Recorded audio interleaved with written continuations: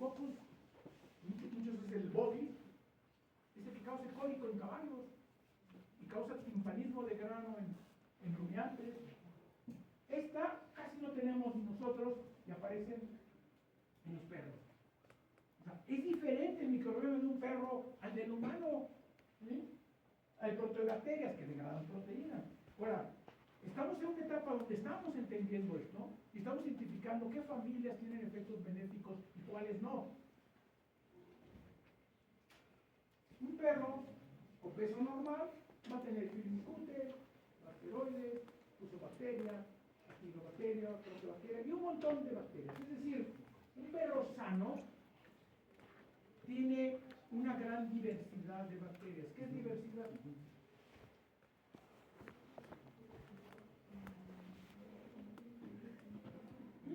¿Cómo mido la diversidad? Diferentes grupos. Claro. Un perro obeso se baja la diversidad. Bueno, un perro sano quiere decir que tiene diferentes alimentos que están llegando para estimular todo ese tipo de bacterias, ¿no? Pero ¿qué pasa con los perfiles microbianos del perro obeso?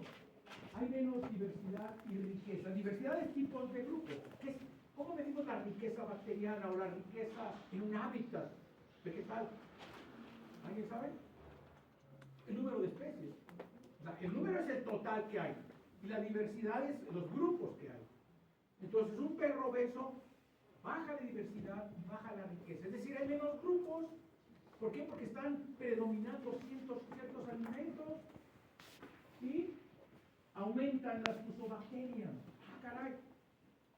El hecho de que aumenten en perros obesos empezó a llamar la atención de ese grupo bacteriano. ¿Qué implicaciones tiene?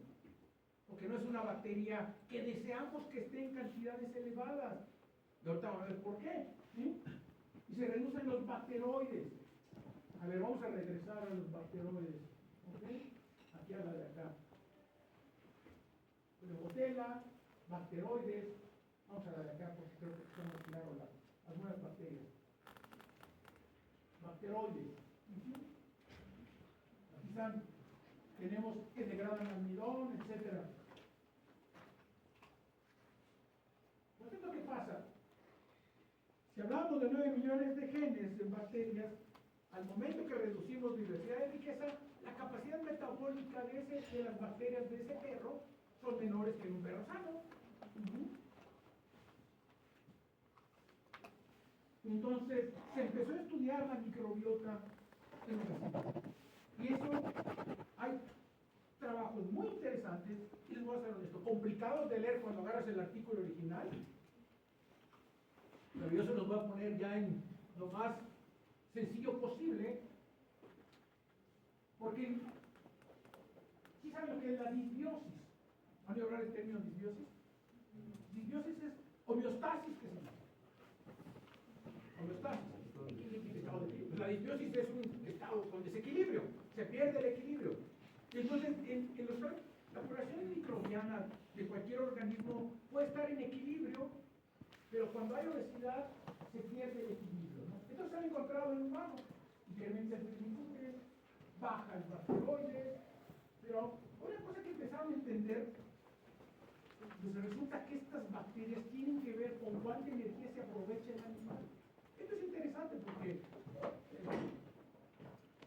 de repente hay algunos organismos que los pueden poner a dieta y de repente no bajan de peso, ¿no? Y la gente dice, no es posible, no estás haciendo la dieta. No. Hay bacterias que permiten cosechar más energía de la misma dieta. Las bacterias de organismos obesos. Entonces, la disbiosis intestinal se define como la pérdida de diversidad o las bacterias ya no están bien representadas, las que eran dominantes. Pues ya tenemos una población no adecuada, ¿okay? Y entonces, algunas bacterias que estaban en pequeñas proporciones empiezan a crecer. ¿Por qué? Porque hay menos competencia, hay alimentos que las favorecen, y entonces estas bacterias que están en la obesidad empiezan a producir metabolitos y algunos lipopolisacáridos. Esos metabolitos de esas bacterias afectan la permeabilidad intestinal. Y entonces la integridad de las células la unión entre células se abre y entonces empiezan a pasar más cosas al tracto, a lo que es la sangre, y entran toxinas, entran bacterias, ¿ok? Entonces puede haber llega a haber animales que mueren de septicemia, ¿no? Es decir, entran bacterias, ¿por qué? Porque se abrió la permeabilidad intestinal y entran las bacterias, ¿ok? Diarrea, afectando la permeabilidad intestinal, diabetes, obesidad, daño hepático. Hay metabolitos de las bacterias que promueven la acumulación de hígado, de grasa en el hígado. O sea, y esto está bien demostrado en artículos muy bonitos donde agarraban ratones y les bloqueaban un receptor. O sea, obviamente esto hay que entender el mecanismo exacto, pero en términos muy sencillos, todo eso, y aparte algunas de esas causan problemas cardiovasculares. Y es más, ahora se está viendo que no solo eso, afectan el estado de ánimo de un organismo. Hay bacterias que predisponen a la depresión. Entonces, cuando nosotros hablamos normalmente, esto no he platicado con algún psiquiatra, pero cuando me platico una vez, o sea, ¿qué sabes de esto, no? Porque está bien que te den antidepresivos, pero a lo mejor los probióticos pueden ayudar, ¿eh? Hay una que es disbiosis intestinal de bajo grado, es decir, va a niveles de problemas, ¿ok? Este es un artículo donde estudiaron qué tenía que ver la obesidad en una dieta. Estos ratones OB, en roedores se tienen un montón de ratones genéticamente modificados para estudiar. Esos que tienen el gen OB son ratones que van a ser obesos. O sea, ya están diseñados para ser obesos. ¿Para qué? Para poder estudiar medicamentos, cuestiones de microbiota, etc. Hay un ratón que se llama Beethoven, lo diseñaron para que esté sordito. O sea, hay cantidad de ratones para hacer estudios metabólicos. Y esto es fascinante porque ustedes pueden estudiar animales, hay ratones que van a presentar problemas de Alzheimer parecidos, imagínense. Entonces yo puedo ver qué tratamientos puedo meter para evitar. Estoy hablando de tratamientos dietarios o otros fármacos, ¿no? Yo me voy a la nutrición. ¿Qué pasa cuando tengo mucha grasa? Bueno, pues aquí están las células intestinales, ¿ok? Empiezan a cambiarlas, se producen estos lipopolisacáridos, ¿ok? Modifica la permeabilidad de las células, entra a la sangre y empieza a haber, entran bacterias, afectan al hígado, afectan hay una inflamación en los adipocitos, acuérdense que es una inflamación, modifica la capacidad de insulina de esos adipocitos, aparecen algunas interleucinas que ya verán cuando estén en el curso con los inmunólogos, pero al final hay una inflamación y un impacto general muy fuerte. Ahora piensen, los perros obesos, están pasando muchas cosas, no está bien que los dejen así, ¿ok?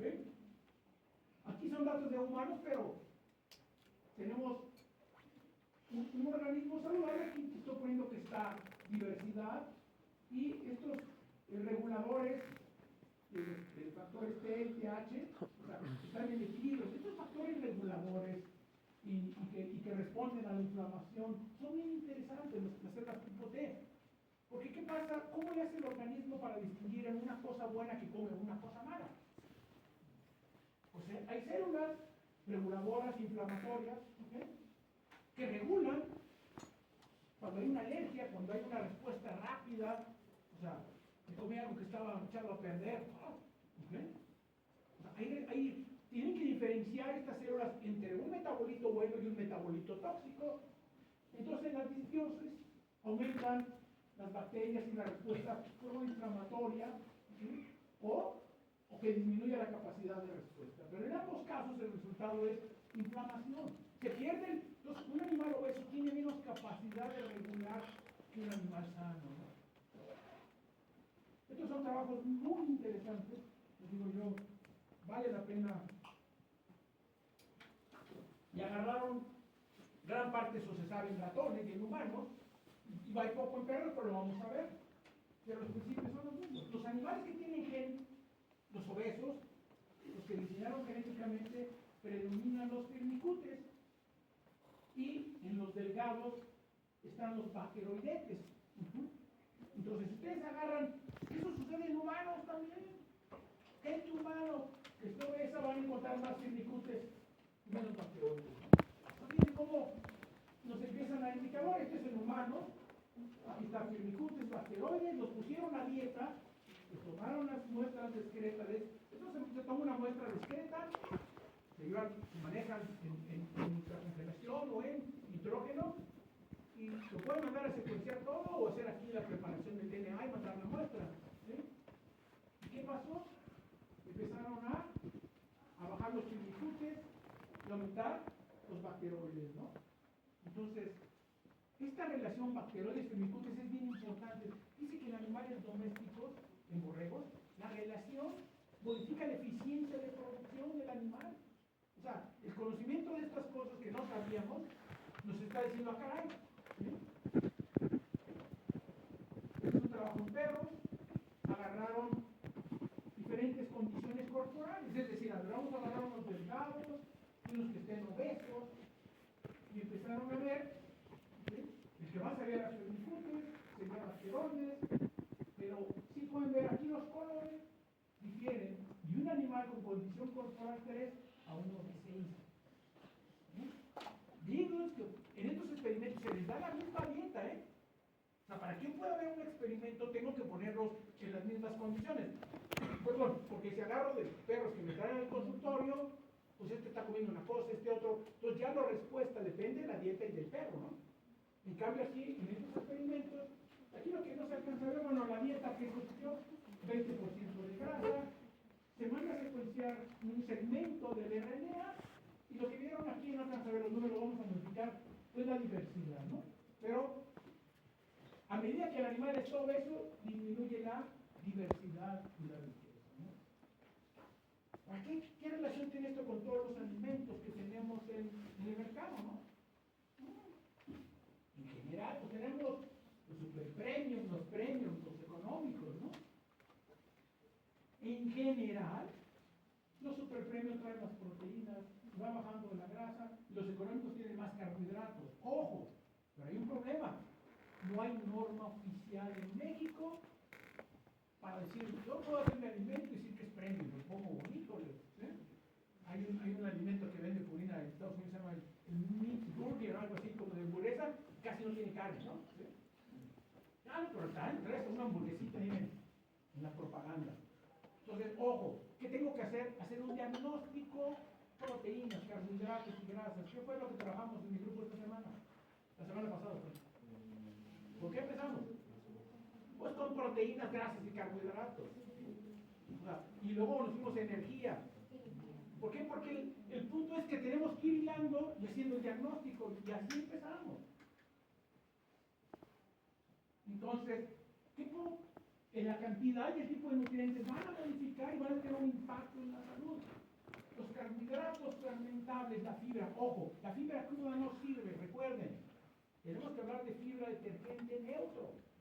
El problema es que las etiquetas nos traen la fibra cruda, ¿no? ¿Sí? Eso subestima, pero esto se puede analizar o lo puedo estimar a partir de los ingredientes en la etiqueta. Es decir, no tienen que tener laboratorio, lo que tienen que ir haciendo sus bases de datos, ir pensando y trabajando, y entonces el tipo de acético propiónico no son deseables. El butírico sí. El butírico estimula el crecimiento de los colonocitos, de las células. El acético y el propiónico me estimulan la deposición de grasa en el hígado. ¿Okay? Entonces, es importante que llegue cierta fibra, ¿no? Y en algunos ingredientes van a ver, le metieron fibra de chícharo, le metieron el Physarum plantarum, el metamucil. O sea, el que está formulando está pensando que quiero que lleguen ingredientes que me produzcan butirato. Entonces, el nutriólogo no es cantidad, no solo es cantidad, es calidad, pensando en el animal y pensando en las bacterias. Aquí si era un pulpa de betabel, ¿qué es lo que le proporcionaría la pulpa de betabel? Es una fuente de almidón, de glucosa, ¿de qué? De fibra detergente neutro, es la pulpa. Y entonces aquí la metieron el 7.5%. ¿Y qué fue lo que pasó? Pues empezaron a aumentar. Obviamente Siempre los mayores son bacteroides, vermicutes y mesobacterias. Pero aquí tenemos el grupo de control o testigo en negro. Vamos a ver, los bacterias aumentaron un poquito, los vermicutes redujeron. Ah, caray.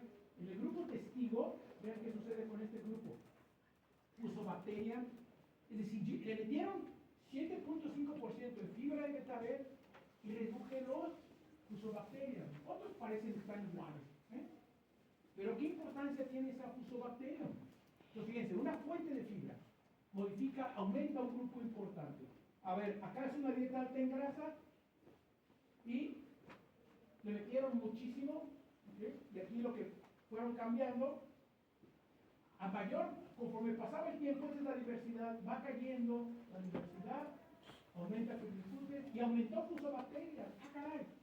Pues esas fusobacterias empezaron a llamar la atención a la gente que está trabajando en nutrición en perros, porque tiene que ver, es una bacteria que tiene que ver con niveles altos de glucosa, tiene que ver con depresión en el perro, con los niveles de serotonina. ¿Sí?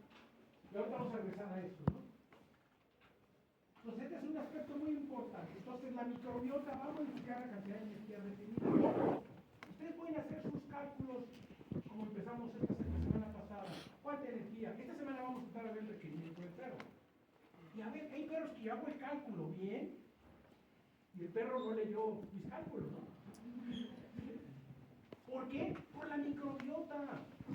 Ojo, vamos a utilizar cálculos, vamos a utilizar modelos matemáticos, pero los modelos matemáticos no tienen en cuenta ni la microbiota ni la capacidad genética.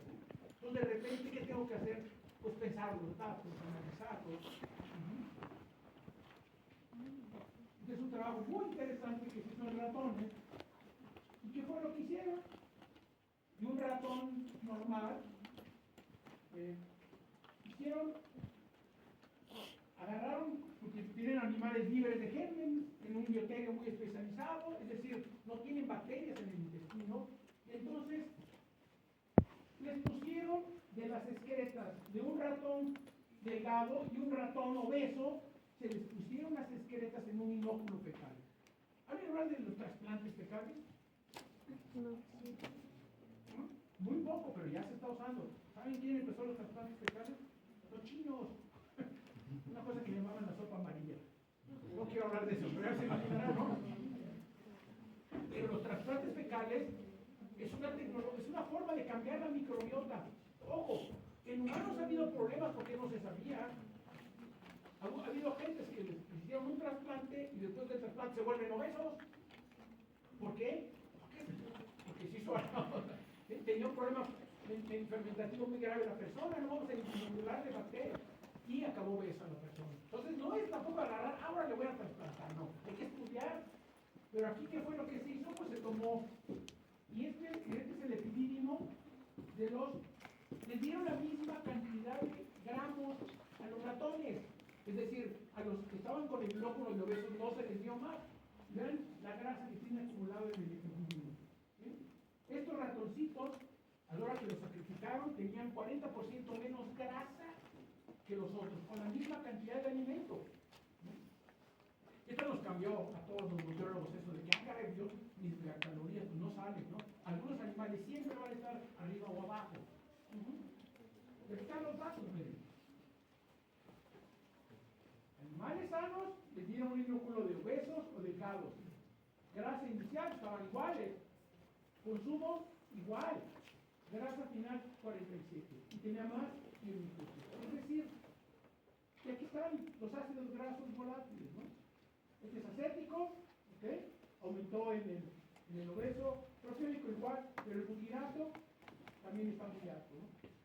Entonces, pues entonces resulta que tiene más impacto de lo que esperábamos, ¿no? Entonces, se volvieron a hacer más trabajos. Esto es bien interesante. ¿Por qué se repiten trabajos similares? ¿Cómo se dice investigación en inglés? Es volver a buscar. Ojo, investigación no es descubrir el hilo negro, ¿eh? Ojo. Es utilizar conocimiento, hacer hipótesis y plantear hipótesis, comprobarlas. Y algo que es tan importante como esto, hay que repetirlo. Digamos, no sea que hayan cuchareado los datos, ¿no? No creo, pero bueno. y le pusieron al ratón normal, le inocularon las bacterias del animal obeso y acabó obeso, ¿no? Y se modificaron los patrones de fermentación, ¿no? Entonces esto se ha repetido varias veces. Aquí es otro trabajo.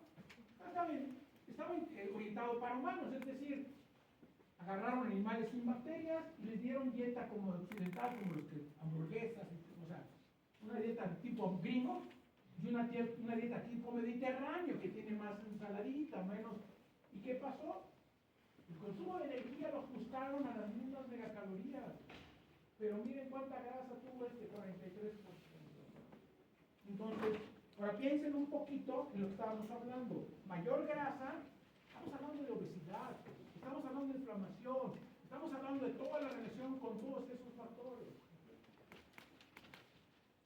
En este pobre perro le hicieron obesidad en ese experimento a varios perros, ¿no? Obviamente, ojo, miren, estos experimentos uno tiene que pedir un permiso a los comités de ética, ¿eh? No es de que antes hacíamos cualquier cosa, ahora ya hay que convencer que es importante. ¿Y por qué es importante meter a los perros en obesidad? Pues para ver todos los impactos y prevenir en otros perros, ¿eh? Entonces, ¿qué pasó? Obviamente se incrementó el peso. Yo le doy los inductos de obesidad, aumenta el peso. La leptina. ¿Qué es la leptina?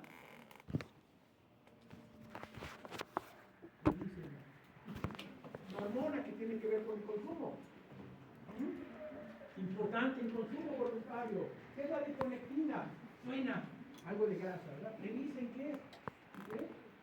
Los triglicéridos y el colesterol, pues es lógico, le voy a comer más, los voy a incrementar a nivel sanguíneo, pero aquí es la serotonina. ¿Eh? No es el cortisol, es otra hormona. Que tiene que ver con el sueño, que tiene que ver con la saciedad. Revisen todas las implicaciones y miren, ser médico veterinario implica leer mucha fisiología, tratar de entender. Entonces sacaron un artículo y empiezan a salir detalles, pues pónganse a leer para que sepan interpretar. Y bajaron los niveles de serotonina y incrementó otra vez el famoso fusobacterio. Entonces, las alarmas en perros están puestas sobre el fusobacterio y han encontrado que se asocia con perros que tienen problemas de endocarditis con el fusobacterio. Y cuando hablamos de asociación, es que se hizo un experimento y se midió la correlación matemática, es decir, no es una apreciación clínica, no, es un estudio donde se midió, ¿ok? Entonces el fusobacterio, pues nadie sabe bien qué hace porque está en los perros, pero cuando incrementa no es bueno, ¿ok? ¿Cuál es la capacidad fermentativa del perro? ¿Ok? Pero parecen ser indeseables, ¿no?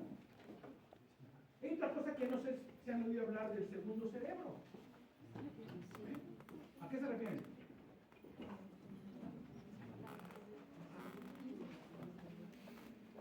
Revisen esa parte. Miren, esta parte es muy importante porque ahora también, así como hablamos de las bacterias, pues hay más neurotransmisores y hay más. La síntesis de serotonina se da más intensa en el intestino. Entonces resulta que ahora tenemos que entender a los organismos y la relación que tiene ambos lados, ¿no? Obviamente el cerebro con el sistema simpático y el parasimpático van a modificar las secreciones, la motilidad, el uso del... Pero eso también, el intestino, a través de todas estas bacterias y todos los metabolitos, también manda mensajes al cerebro y afecta neurotransmisores, afecta el estrés, afecta la ansiedad, el estado de ánimo. No resulta que esto ya cambió, ¿eh? Porque antes los nutriólogos ni revisábamos eso, y ahora sabes que tienes que ponerte a estudiar. ¿Eh?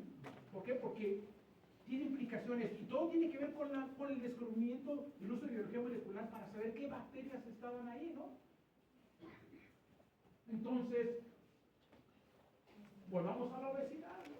¿Qué tenemos que buscar? Una dieta balanceada. Vamos a hablar después cómo estimar los nutrientes, pero queremos que haya una buena microbiota, una homeostasis.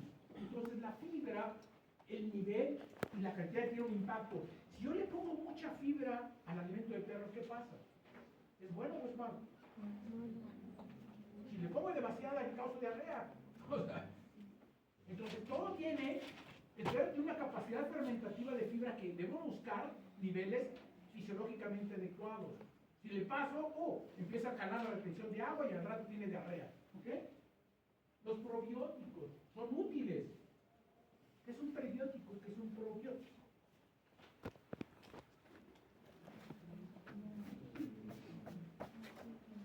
Revísenlo, no les voy a decir. ¿Ok? Vamos a hablar de eso, pero quiero que lean también. ¿Ok? Miren, este es un resumen de una revisión que se hizo sobre qué efecto tiene la dieta de perros en bacterias. Por ejemplo, aquí le pusieron la pulpa de remolacha, aumentaron los firmicutes y los cilicio. Aquí le hicieron inulina. ¿Qué es la inulina? Aumentaron los firmicutes. ¿La inulina es buena o es mala? ¿Han oído hablar de la inulina, de agave, de la inulina? ¿O no? La inulina es fundamental para la industria de alimentos balanceados de perros. Es lo que hace que las excretas no se desparramen. ¿Sí? Entonces, importante saber qué efectos tiene la inulina. Es un prebiótico, ¿ok? Es un prebiótico. Un probiótico tiene microorganismos. Un prebiótico estimula los microorganismos. Entonces, si tiene fibra fermentable, va a estimular los microorganismos. Pero las fibras son diferentes. La fibra detergente neutro, la cantidad de celulosa, de pectina y de celulosa es diferente en una inulina que en la pulpa de remolacha. Es decir, no podemos agarrar y decir, así va a funcionar la fibra. Entonces, por eso es importante que ustedes también empiecen a ver qué es la composición, qué es lo que me da el análisis de Bansur. O sea, empezar a entender el alimento, cuántos carbohidratos no fibrosos tiene. Inulina, fibra de papa, levaduras, a ver, veamos levaduras. Aumentó las bifidobacterios. ¿Han oído hablar del bifidobacterio? Hasta en los comerciales lo ponen. El Yapoles trae bifidobacterio, ¿no? No han visto los comerciales de... Los bifidobacterios son un grupo de bacterias que están en todos los microorganismos, pero son benéficos. Y entonces, la levadura, ¿sí?, que son probióticos, la pared celular de la levadura incrementa la presencia de bacterias benéficas, bifidobacterios. Entonces, tengo que empezar a tratar de entender. Ahora, no hay tanta información para que yo les pueda decir cómo va a ocurrir las cosas, ¿no? O sea, hay que hablar lo que es un metaanálisis. Cuando quieran saber de un tema, vean si hay un metaanálisis hecho. Un metaanálisis es un análisis matemático de un montón de artículos. Pueden ser 100, 200, 300. Y entonces los investigadores revisamos los artículos originales, hacemos las bases, hacemos las preguntas, y de un análisis matemático se puede aprender de muchos artículos. En lugar de verse los 300, hacen una base y hacen preguntas. Bueno, aquí se requiere más. Aquí hay más datos. A ver, ¿quién de aquí le gusta la dieta BAR? ¿Han oído hablar de la dieta BAR? Sí. ¿Buena? ¿Mala? Ustedes tienen que hacer su criterio, ¿eh? No les voy a decir, yo tengo mi opinión, pero ¿qué tienen que leer? Un artículo científico con la dieta BAR. ¿Sí? Miren, aquí en este artículo con la dieta BAR aumentaron la fusobacteria, la Escherichia coli. Okay. A mí no me gusta, ¿okay? Pero ustedes, ¿a quién las defiende? Bueno, la dieta BAR se puede complementar y modificar para tener una buena microbiota. Carne roja, aumenta los fusobacterios. Dieta cruda, una por los fusobacterios. Croquetas. Entonces, hay que ir viendo, hay que ir pensando qué se sabe para tratar de predecir qué espera. Entonces, para la obesidad, tengo que calcular cuánta energía requiere el perro. ¿Para qué? Tengo que saber dos cosas. Bueno, tres cosas. Primero, ¿cuánta energía tiene mi alimento?